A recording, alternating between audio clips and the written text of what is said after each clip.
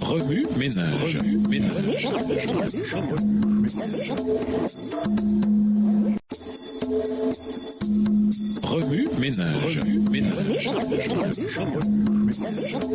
Bienvenue dans votre émission. Remue ménage. Nous voilà à la leçon de vendredi des familles qui font confiance. Lisons Proverbe 3, le verset 5. Proverbe 3, verset 5. Mets ta confiance en l'Éternel de tout ton cœur et ne te repose pas sur ta propre intelligence. Pour conclure, le livre des Proverbes est un coffre au trésor de sagesse. Tous ces conseils sont intemporels parce que les mots, une expression de l'amour de Dieu pour ses enfants, en ont été divinement inspirés. Nous pouvons nous fier au Seigneur, quelle que soit l'ampleur de nos problèmes. C'est là la meilleure décision que nous puissions prendre. Proverbe 3, verset 5. Le Seigneur veut que nous vivions dans la prospérité et les bénédictions, au-delà même de ce que nous pouvons imaginer pour nous-mêmes ou pour notre famille. C'est ainsi que nous vivrons si nous lui faisons confiance. Coffre aux idées, faites une promenade avec les membres de votre famille. En chemin, discutez de 3 choses que vous préférez chez chaque d'eux. Soyez créatifs et sincères. Faites un album photo avec des photos et des souvenirs de famille. Ensuite, sous chaque photo, dites pourquoi vous êtes reconnaissant pour chacun des membres de votre famille. Écrivez une lettre à chaque membre de votre famille dans laquelle vous raconterez vos souvenirs préférés avec lui. Conservez ces lettres, lisez-les chaque fois que votre moral est bas ou que vous vous sentez seul.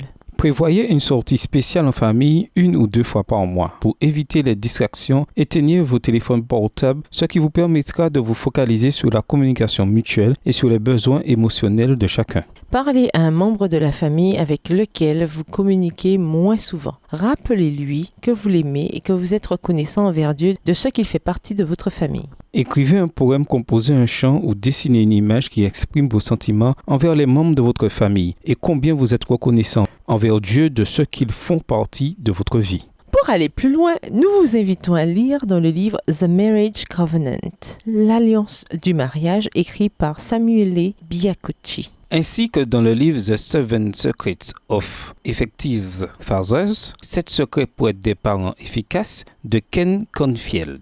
Ainsi que dans le livre To Understand Your Child, pour comprendre votre enfant, écrit par Kay Kuzma. Ainsi que dans le livre Gender and Grace, Love, Work and Parenting in Her Changing World. L'identité sexuelle et la grâce, aimer, travailler et être parent dans un monde qui change de Mary Stewart Van Leeuwen. Et pour finir, dans le livre The Complete Parent, le parent accompli, écrit par Nancy Von Pelt. Au revoir. Et à demain si Dieu veut.